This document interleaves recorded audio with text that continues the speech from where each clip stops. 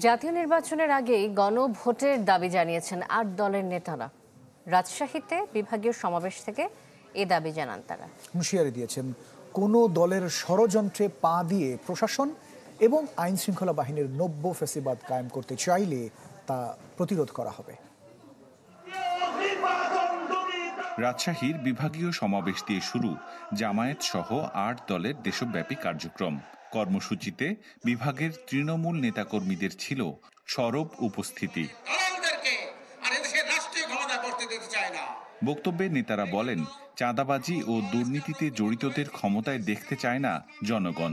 দাবি করেন, জাতীয় নির্বাচনের দিন গণভোট আয়োজনের নজির নেই দেশের ইতিহাসে। বাংলাদেশে অতীতে ৩ বার গণভোট হয়েছে। জাতীয় নির্বাচনের দিন গণভোট আয়োজন করার কোন ইতিহাস বাংলাদেশে নাই। নতুন বাংলাদেশ গড়তে এলো জুলফিকার স্টিল। জুলফিকার স্টিল, ইস্পাত দৃঢ় অঙ্গীকার। আমরা নির্বাচনী সমঝোতার ভিত্তিতে আগামী পার্লামেন্টে একটি কার্যকর পার্লামেন্টে পরিণত করব ইনশাআল্লাহ। বাংলাদেশের 18 কোটি মানুষের দেশ, এই দেশ আগামী দিনে কিভাবে পরিচালিত হবে এটা নির্ধারণ করবে বাংলাদেশের জনগণ। জাগরণ তৈরি করেছে। নির্বাচনের আগে গণভোট আয়োজনের দাবি জানান জামায়াতের সেক্রেটারি জেনারেল ও নায়েবে আমির।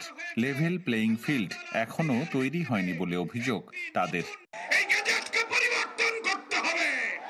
এই আদেশ পরিবর্তন করে নির্বাচন সুষ্ঠু করতে গেলে জাতীয় নির্বাচনের আগে আপনি গণভোটের তারিখ আবার ঘোষণা করুন।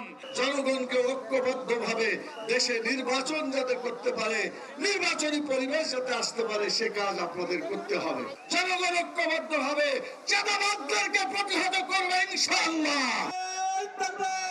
গণভোটের ব্যালটে হ্যাঁ এর পক্ষে মত দিতে কর্মী সমর্থকদের নির্দেশনা দেন জোট নেতারা। দাবি তোলেন 14 দল এবং জাতীয় পার্টির কার্যক্রম নিষিদ্ধেরও। আবরার শাইর, চ্যানেল 24, রাজশাহী।